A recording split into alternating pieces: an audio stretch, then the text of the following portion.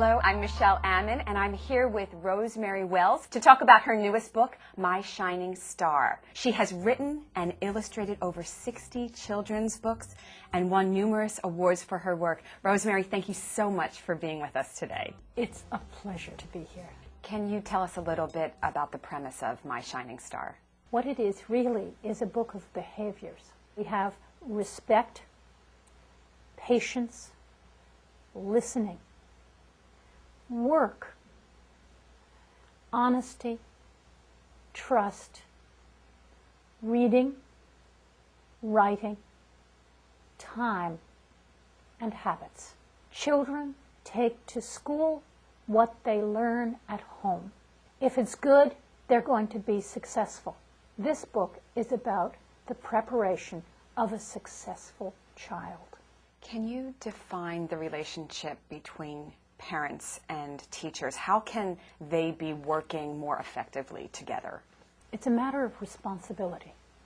Parents have their half of what they must do, and teachers have their half of what they must do. It's a partnership, the relationship between teachers and parents. And parents' responsibility is to bring to school a child who is rested, fed, and ready to learn, a socialized child.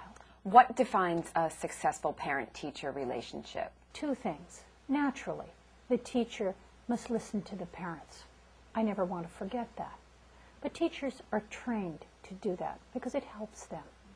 The parent has to take responsibility for the child, for their child, being part of a classroom and being ready to learn.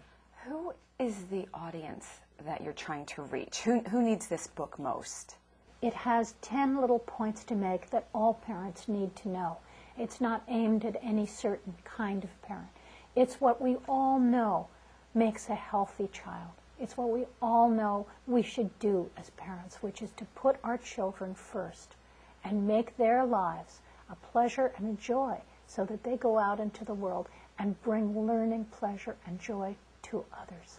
How do you see the points in the book being put into everyday life? Out of the 10 points that I mentioned, I think there are 2 that are the starting points. One is respect. Respect always for the child.